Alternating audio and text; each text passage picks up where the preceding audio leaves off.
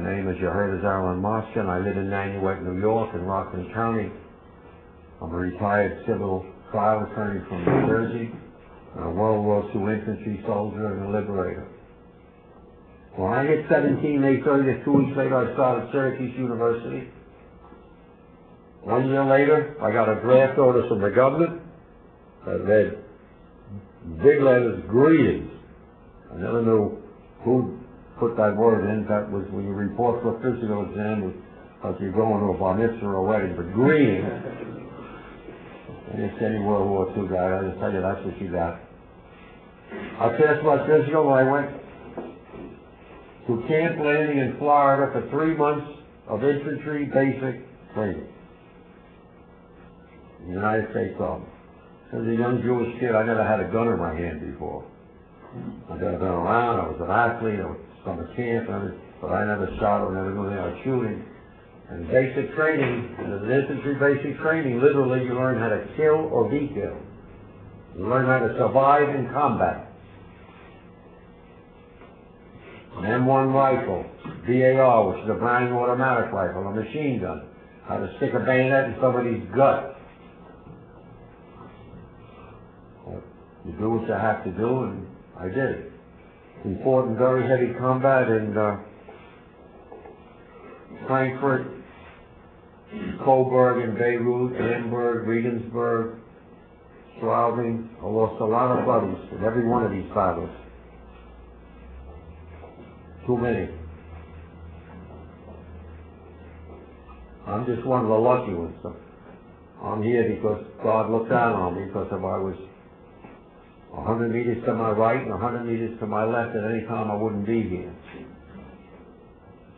And sometimes I wonder, and I had to fight that too, with the guilt of why I'm here and a lot of my buddies are not. Rabbi at Yorktown, when I spoke, when I said this, and I'm not that spiritual like you fellows, but he said maybe God was looking down on you and wanted you to survive so you could speak to the young people and others that what you're doing today. It kind of broke me up a little bit. Maybe that there is something to that, because I often wonder why I made it and others didn't. But I want to just tell you a little bit about combat, just so you get an idea that it's not a video game.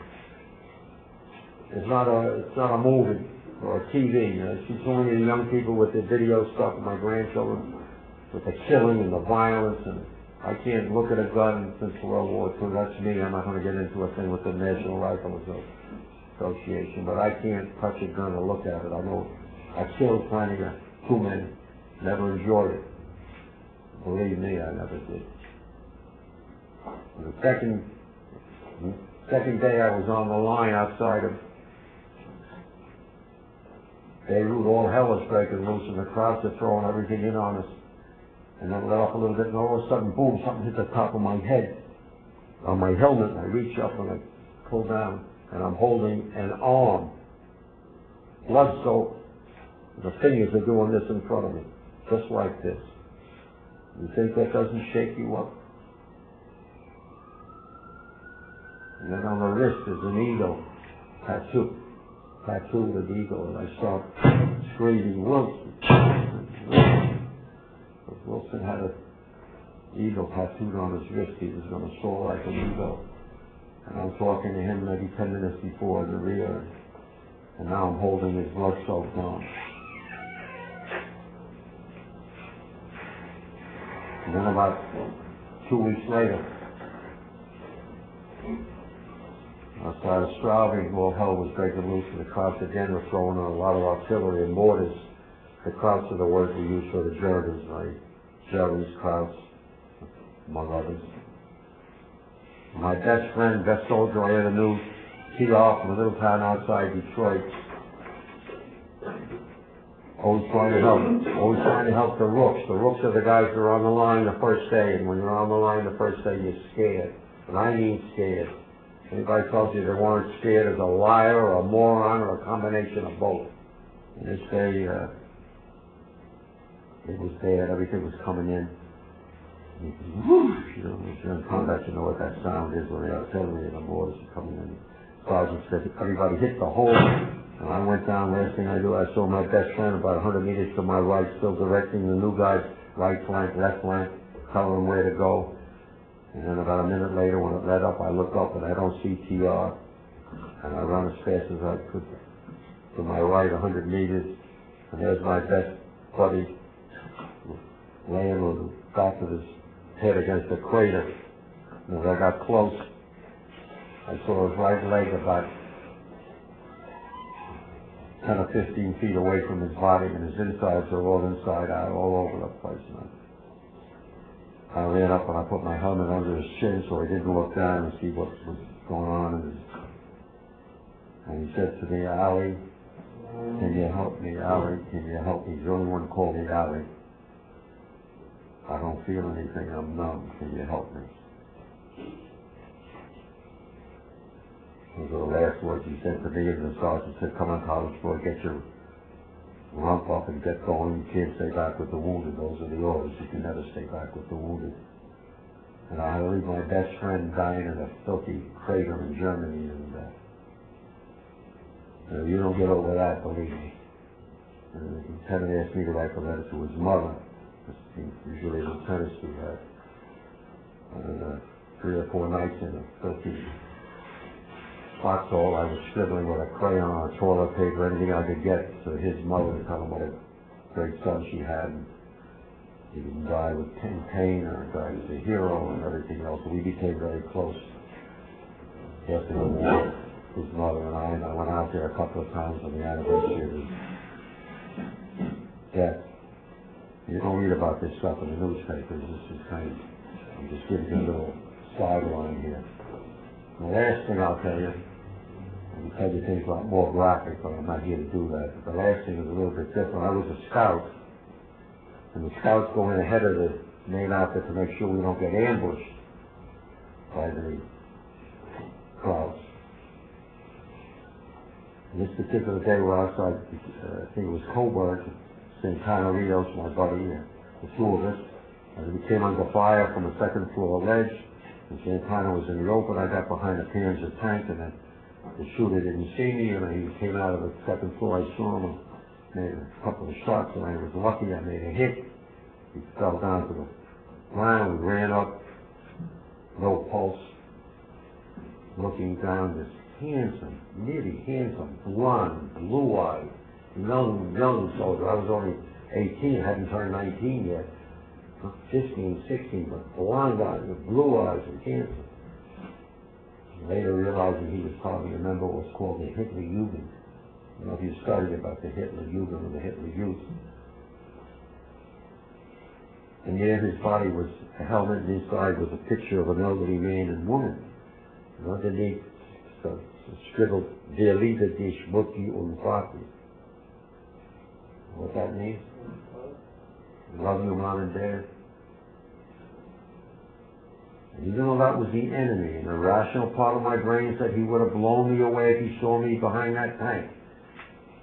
And I did my job and I followed orders. I couldn't get the fact that I killed this young teenager that was never going to go home to his mother and father. As I said before, I didn't enjoy killing. This particular incident was one of my nightmares over and over again.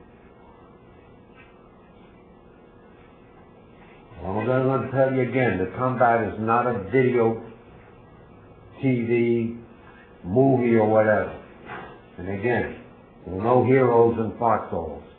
There are no atheists either, I can tell you that. Guys wet their pants the first day with them in there. That's nothing to be embarrassed about, maybe worse than that.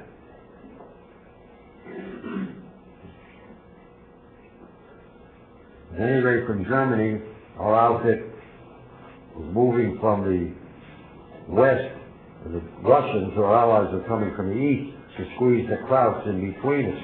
And we were taking a lot of prisoners, and mainly there was a Hitler Jugend. I didn't know who they were at the time, but we sure found out. They were fanatical hate mongers.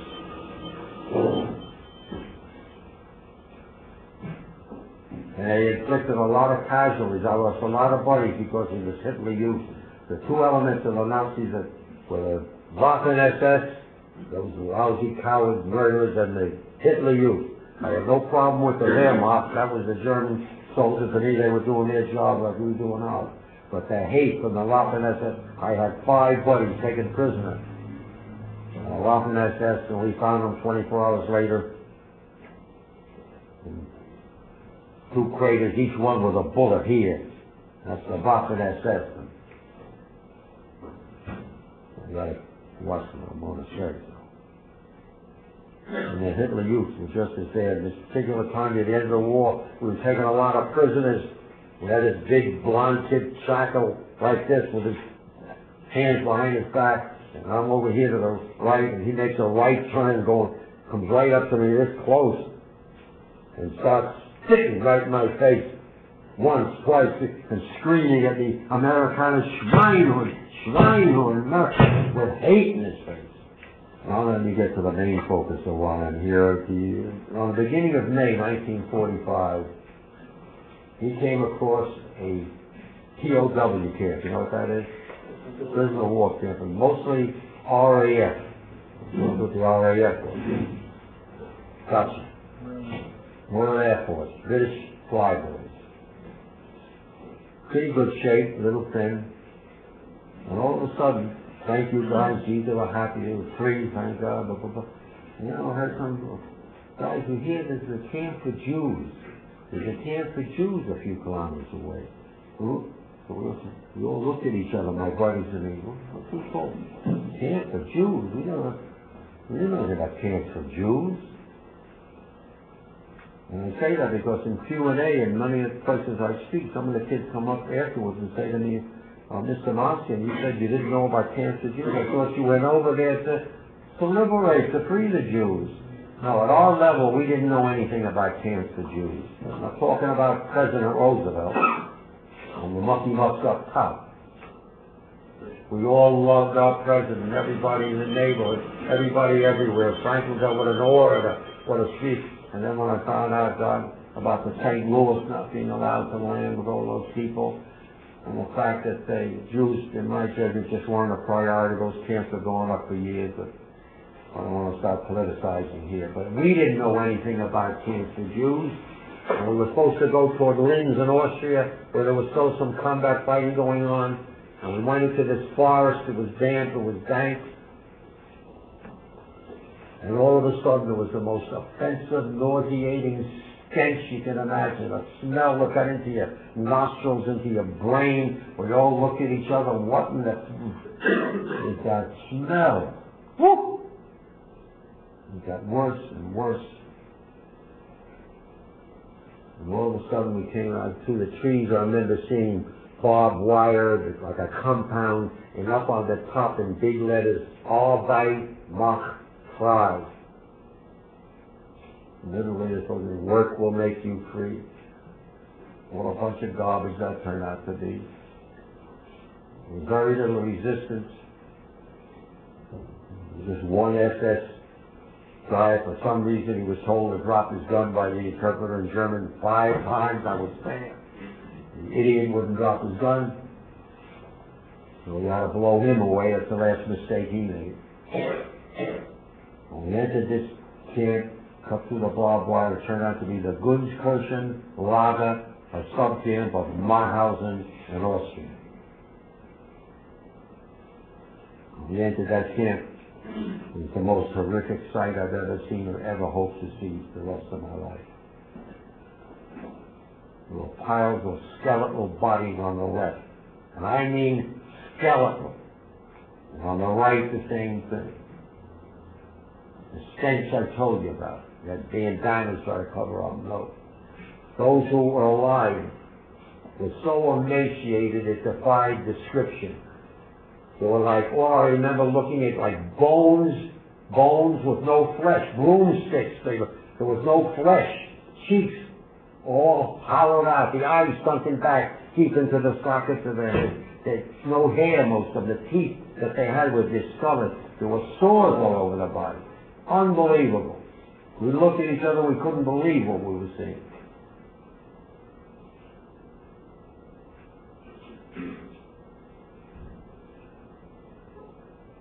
Essen bitte, Wasser bitte, Zigaretten bitte. food, water, cigarettes. I didn't smoke. Some of my buddies would start handing out their cigarettes, and they would take this, you know, like the tobacco, try to get to the, just cover up, take the tobacco and start chewing it. It's what starvation does to you. They were chewing it. I couldn't believe when I first watched it. He gave out the food, and all of a sudden many of them would grab their esophagus and start falling to the ground, choking. We got frightened. We didn't know what we were doing, and the medics came up and started screaming, "No more solid food. You can't give out solid food," because apparently when you starve, you know, it clamps up. You can't swallow. So they were choking, falling to the ground. Chaotic. They're trying to help you. Don't know what to do. And then many of them started to back up. I remember, like they were scared. And our lieutenant was smart enough to realize, he said, "Tell those poor souls," that's the term he used affectionately, he meant, "tell those poor souls we're American soldiers. We're going to take care of them. We'll feed them. Who can speak Yiddish? Who can speak Jewish or German?" I remember being so frustrated because my parents never spoke Yiddish in my presence. And when they came from the old country, "You're an American now. You speak English." My grandparents used to sit down with me when I'm doing my homework and want to learn English. Read the book. But I somehow was able to say, "Ich bin auch Ayud." I don't know where it came from. I still don't know where it came from. I'm not really a guy where I heard it. But "Ich bin auch Ayud," I'm also a Jew. When I said that for the first time, there were some smiles at the Gunskirchen Lager. This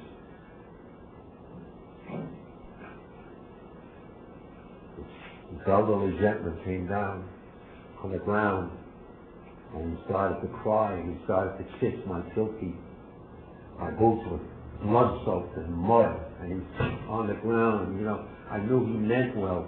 I felt uncomfortable, like somebody groveling at my feet, so I didn't want to do it, so I picked him up like on the armpits. He was this way, and I picked him up, and as I picked him up on the back, first of all, the smell died out. It was so bad. And the back of the nape of his neck had these pussy sores, these festering pussy sores. I don't know, that lice was crawling out of all these sores, and I'm trying to give you the picture of how God gave me the strength I wanted so badly to pull away. But I didn't think. God gave me the strength to hold him, and he started to cry over and over again, and I started to cry. There was only one other Jewish kid that I remember. It's Herbie, somebody from Brownsville or somewhere in Brooklyn. I'm a Jersey boy, so I don't know Brooklyn or Bronx. I think it was Brownsville somewhere, Herbie. We never knew last names. And then one after the other came up to you. Americana, Danke, Jude, Americana, Danke. It was very emotional. This was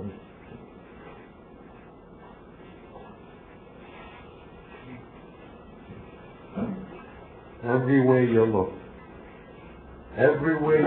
in the Gunskirchen Lager was the foul stench of the dead and the dying. And when our squad was then told to look, check the barracks.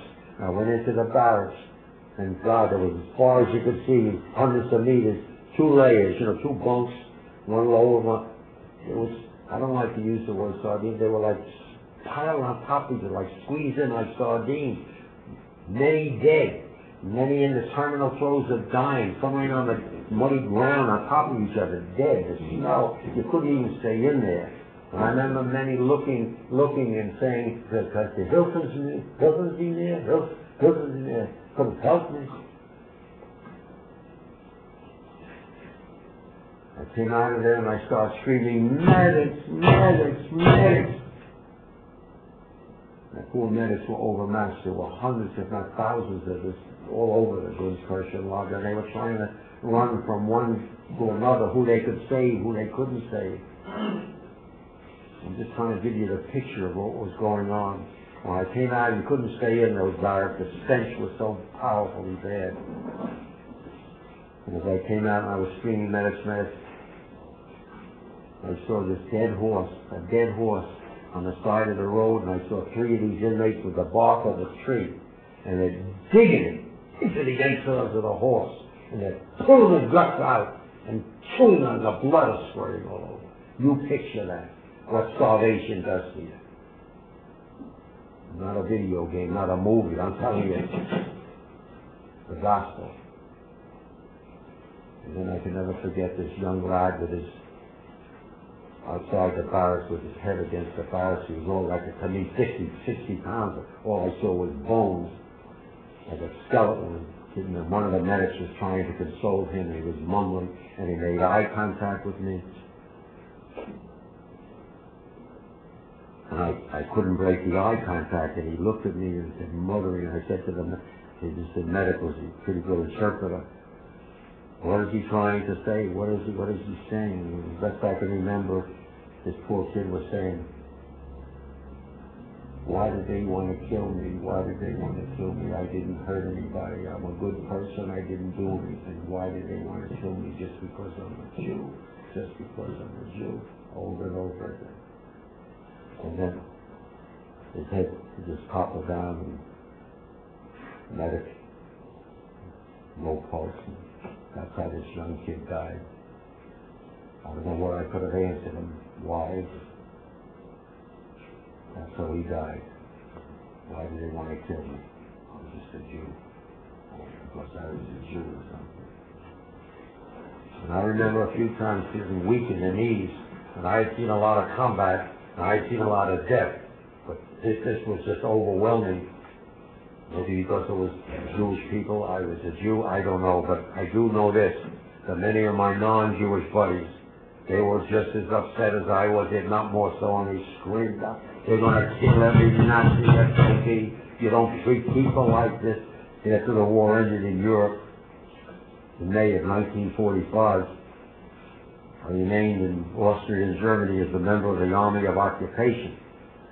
I was there for about a year, and I had the opportunity to speak to so many other GIs, Jews and Gentiles alike, as well as many hundreds of survivors who've been liberated from Dachau and Auschwitz-Birkenau, and Sobibor, and Bergen-Belsen, and Buchenwald, and Majdanek, and Pilno, and Blinka. There's so many. There were hundreds, if not thousands, of these camps, all the stuff all over Europe, going up in the 30s and 40s.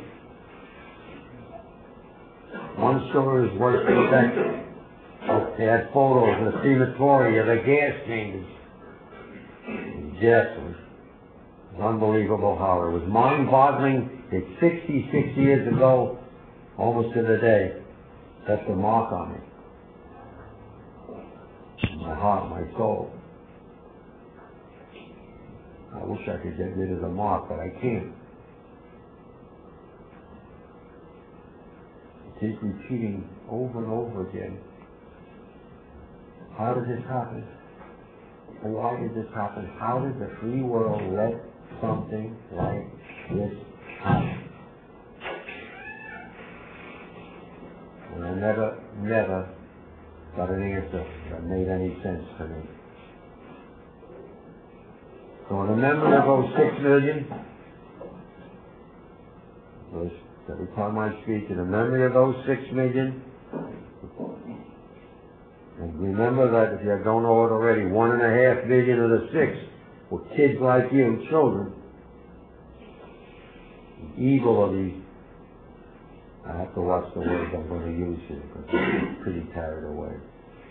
These monsters of Dr. Mengele and the others, they would put a person on the operating table and a stopwatch nearby, and they would start to cut without anesthesia. And the screams would go out.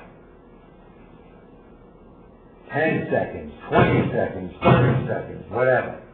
And keep a record till the scream stopped. And the person would pass away. Evil we were fighting, Dr. Mengele and the rest of his bushes. And I told this. Ike is the name we use for our commanding general, Dwight D. Eisenhower. He was ahead of his time. We didn't even realize it. He said, you're fighting evil here, and now you know it. If you didn't know it before, you know it now. Get it down, he told us. Get photos, pictures.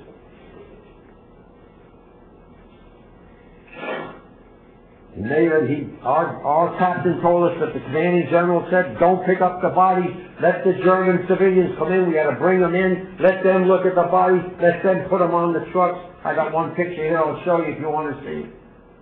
So the memory of all those poor souls, as my lieutenant said, who were savagely degraded, dehumanized, tortured, slaughtered, and murdered by the Nazis without cause or reason. You must never ever forget what happened in the 30s and 40s in Europe, and what I'm telling you here. And a fellow named Mesorah who came over to our company, from headquarters company. Mesorah was a very religious Jew, much more so than me. And it was around Passover time. You know, you forget holidays when you're in combat on the line. One day you don't even know what day. But Mesorah did, and he knew it was Passover. And Sergeant Ali, who was a big regular army guy from Tennessee, and I don't think he ever saw a Jew or a colored person in his life until he was in the service. He was tough as nails, but Mesorah says to the sergeant who's going back on 48-hour pass, R&R, we call it, rest and recreation, because you can't stay on the combat line every day. They try to alternate, unless you get 2 days of rest and recreation, unless you go batty altogether. So Sergeant Ali's trying to go, and Mesorah said to the sergeant, Sergeant, could you possibly bring me back a little egg monster and gefilte fish? And I'm looking at Sergeant Ali and I'm saying, oh my God, he don't even know what he's talking about. It's amusing, but it's not amusing, but I'm saying. He's telling the Sergeant Ali to bring back matzo and gefilte fish. 2 days later, the sergeant comes, he's got this big rack of cloth, and he comes up, he was outside Nuremberg, right near the end of the war. Where's Mesorah? Where's Mesorah? It opens up this and I say, oh my God, he's got egg monster and he's got this tin of gefilte fish, and he even brought cane, you know, the horseradish. And where's Mesorah? And poor Mesorah had gotten hit by a mortar shell the day before. Sergeant Ali, this big, tough, regular army guy, so happy that he somehow had gotten this from Mesorah, and we had to tell him that Mesorah was gone. And he turned around, and I never saw him ever tear up, and he just lost it. And we all did. And I'll never forget that. So we got people like that, Ahmadinejad and the rest of his ilk saying that the Holocaust never happened, it's a myth. And they're going to, 10, 15 years when we're all gone, like myself and the survivors, they're going to come out of the woodwork and continue to say the Jews made it up, it didn't happen, blah, blah, blah, blah. And you guys, if you think I'm lying, I made this story up, then don't say anything. But I'm here because, believe me, I'm not getting the big bucks what I'm doing here. I'm doing it because it's important for you guys to hear the message. And don't look at the next one. Each one of you got to make sure that what I saw never ever happens again. I want to thank you very much, and God bless you all, and God bless the United States of America. Thank you very much.